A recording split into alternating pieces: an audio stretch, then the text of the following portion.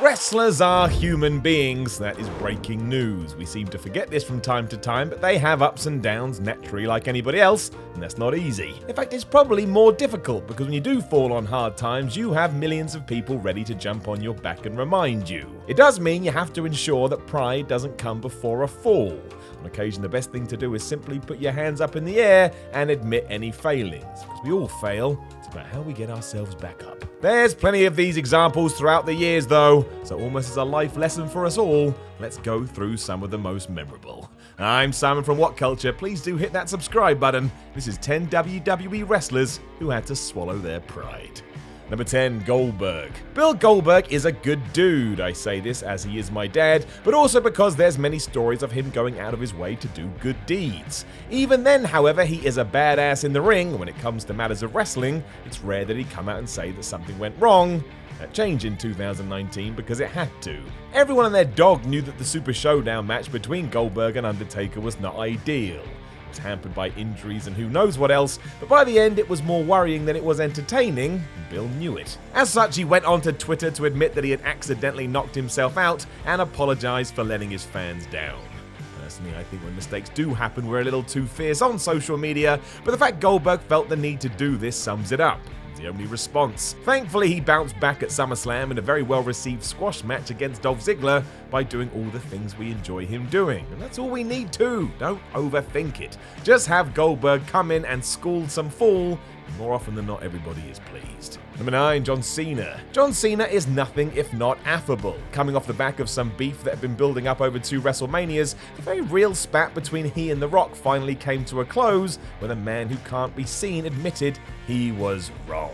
Think of that. Going back to 2008, where Cena had said in an interview that The Rock had let the WWE Universe down by turning his back on us and going to Hollywood, it all led to the two clashing in the ring in 2011. Genuine bad blood helped fuel 2 back-to-back Mania main events, and the verbal wars the pair got into on Raw made it very clear that they didn't like each other. It was an assault on the lives of very 2 popular humans.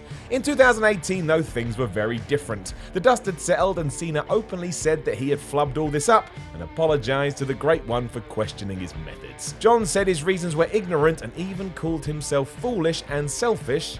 Quite the backtrack. Cena also realized that it did make for great TV, but fair play to him. It's not easy to do that, and he didn't hold back. Not one bit. Number 8, Kurt Angle. Kurt Angle's career has been here, there, and everywhere. Not only one of the best wrestlers we've ever seen, but he was a guy who understood the character side quicker than most. Sadly, Angle also dipped his toe into the other side of the wrestling world with a well-documented history of personal demons. It was these problems that saw him leave the WWE behind, and in doing so seemed to burn the bridge. Vince McMahon wanted the gold medalist to fight through his many injuries, and when he refused and then also went to TNA, well, that was just bad all round. The fact Kurt was there longer than he was in WWE is just mad when you think about it. Angle would criticize his treatment constantly throughout the years away, and even insinuated that it was McMahon rushing him back to the ring that made his niggles even worse than they already were. Given that a lot of these were focused on his neck too, he needed more time to heal. 12 years was enough for this to be nothing but a memory though, as the two both apologized and buried the hatchet. Angle and McMahon even hugged like family upon his return, with Kurt telling the story of how Vince grabbed him before he could even say, "I'm sorry." Angle is now well and truly back under the WWE umbrella, and everybody seems really happy. I like it when it works out in the end. Number 7, Seth Rollins. It has been an odd old year for Seth Rollins. He was the hero heading into WrestleMania 35, then as soon as he had the Universal title, the wheels came off. The Brock Lesnar feud hit a wall and he seemed to morph into Roman Reigns circa 2016. Nobody was buying it. Given it was mostly the internet wrestling community who took umbrage with him, it wasn't the smartest move to pick on indie darling Will Ospreay, especially on Twitter. That was really asking for it. Boasting about how Ricochet was a better version of the aerial assassin, which is insulting to both of them, it all exploded when he reveled in the fact that his bank account was definitely bigger than the New Japan stars. It's a small piece of advice: never use money in any argument, you always sound like an idiot. Rollins knew this too, as soon after he returned to social media to apologize and say that all of this was very dumb of him and not how he sees the world. Give him credit there. As one of the faces of WWE, it's important to own up to these missteps and lead by example. It does happen to us all after all. No one has said sorry about that Hell in a Cell debacle though, so you can still be mad about that. Number 6, Lars Sullivan. Lars Sullivan was in line for a huge push. He was everything that Vince McMahon likes in a wrestler, and you know what? There is a lacking of big dudes on the scene at the moment, so it could have worked if done the right way.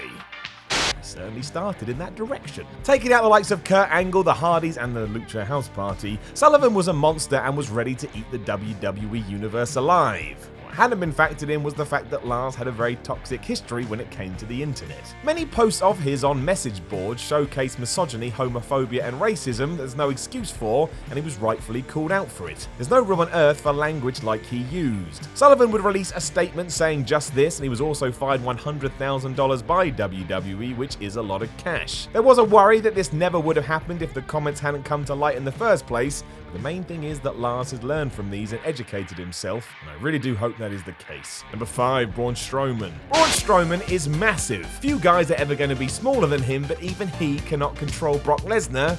Kinda sums up the beast. The two had been pitched against each other as we were getting to the Royal Rumble in 2018, so it's obvious that something was going to happen when they clashed. We were right. Clearly overly pumped for the fight, Strowman hit a very hard knee right onto Lesnar's face. It was a bad idea. Brock responded with a couple of hard shots of his own and told Braun in no uncertain terms to slow the f*** down. If you watch this footage as well, you can see how much these blows rocked Braun.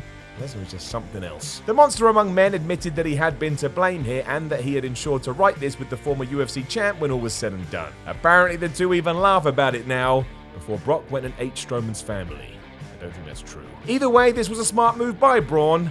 Nobody wants to be in Lesnar's bad books.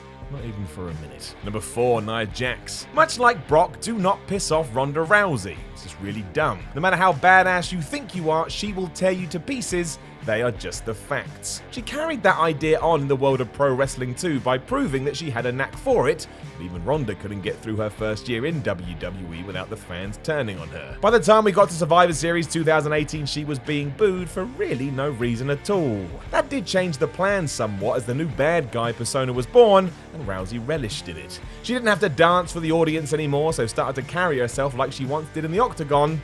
Looked like she was about to fly off the handle. Despite it being a work, Nia Jax took exception to some of her comments and called out Ronda, saying she was disrespecting all the women who had laid the groundwork for her.